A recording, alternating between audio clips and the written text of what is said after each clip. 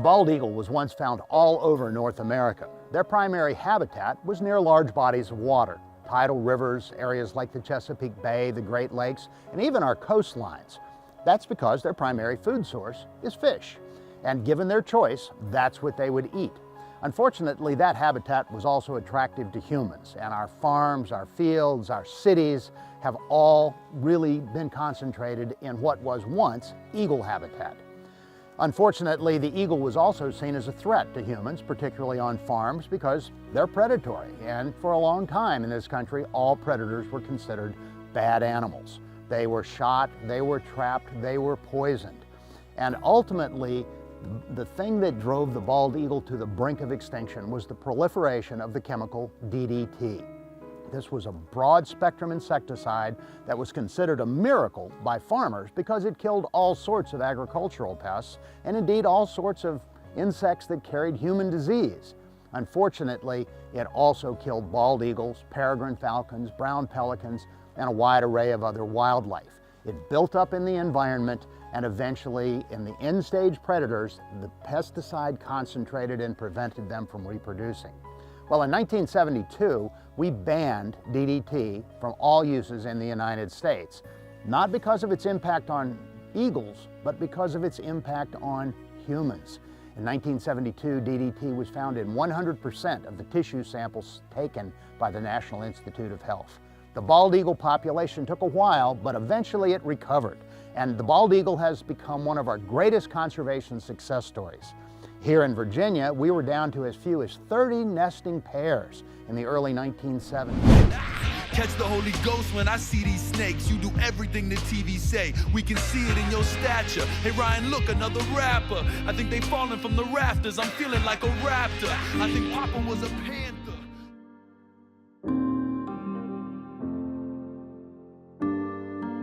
Well, before I met Ryan Clark, I was just surfing the internet, you know, beats off of YouTube, or I would download a ton of beat tapes off of datpiff.com. He sits down in his basement with synthesizers everywhere and records stacked up the wall. You've got to find some way to do something different. I mean, you can't, a lot of people look at doing artwork as a way of relieving stress and doing something else. Well, if you're doing artwork for a living, what are you going to do to relieve stress? I mean, you can sit and watch TV, you can go exercise, or you could do something that you like and, you can drive to work. So, for me, I like cars. Two antique dealers in an SUV proceeded to cut me off. I followed them down.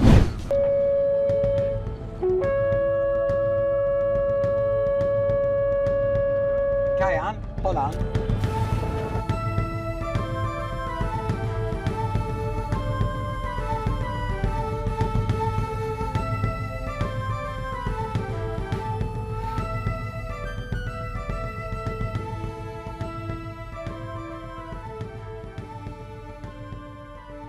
This is, to be exact, is an open ship, and it's exposed for all types of weather. Everything comes over the side, the rail of the ship, we have to pump out. So we have proved pump out or bail out. So we have proved it's possible. And many didn't believe we should make it before. But I was sure of it because of the history.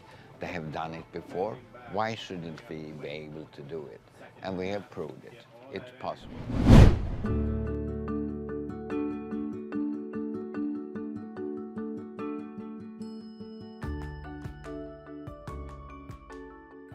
My name is Maggie Kerrigan, and I rescue unwanted books.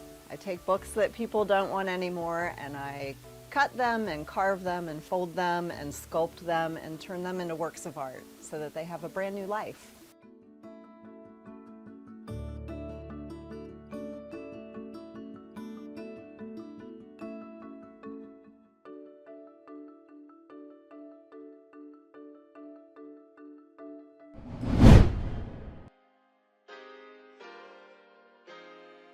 Hi, I'm Lacey Valandry. I'm an artist based out of Harrisonburg, Virginia. I've been drawing longer than I could ever write. As soon as I could hold a pencil, I learned how to draw Winnie the Pooh. And from there, it's just been a long journey. I grew up watching my sister paint and my mom make her cartoons. And in 2014, I really got launched into this live art movement and accepted into this wonderful family of artists that we're all just this incredibly tight-knit community and work on cultivating something that'll make us all better and make us all successful rather than this dog-eat-dog mentality that often happens and is associated with being part of the art world. And we're really working to change that idea and to turn it into something that is loving. And that's something that's been really magical to me. After some adjustment, Ahmed and Oliver became close friends. Neighbors came to know Ahmed as Oliver, the name of his dog. Everybody that has a dog is a good dog, is a good guy. Comes in all shapes, color, and sizes, eaten by people of all walks of life. They tear it into pieces, cut it, cover it, slice it, and of course, stuff it. Immigrants might leave everything behind when they leave their own countries, homes, families, places, and faces, but they all bring with them their own bread.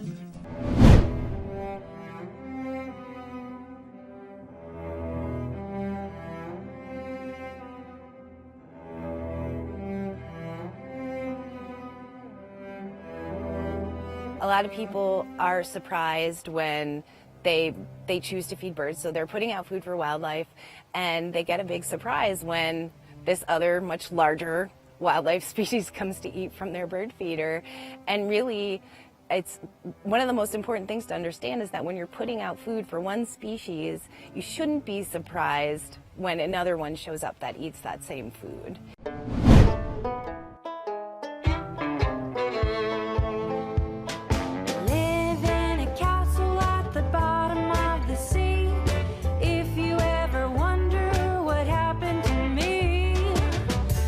Well, actually, Sally called me up and said, Molly, come play music with me in Charlottesville with my guy that I'm playing with. And we formed a band, and that band had a few members come in and out. And then Bill was one of them as a lead guitar player. And then that kind of fell through, and then Bill picked us all up and said, hey guys, we're gonna keep this band a band. Eye on you.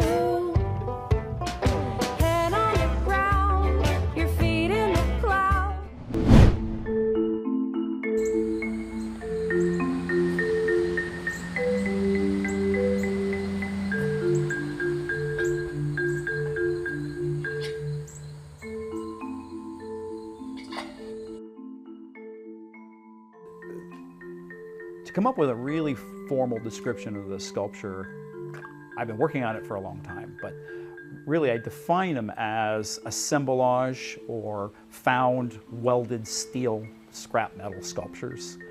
But they're also very much about the shapes and about narrative, about each piece of metal that I find brings a history with it to the sculpture.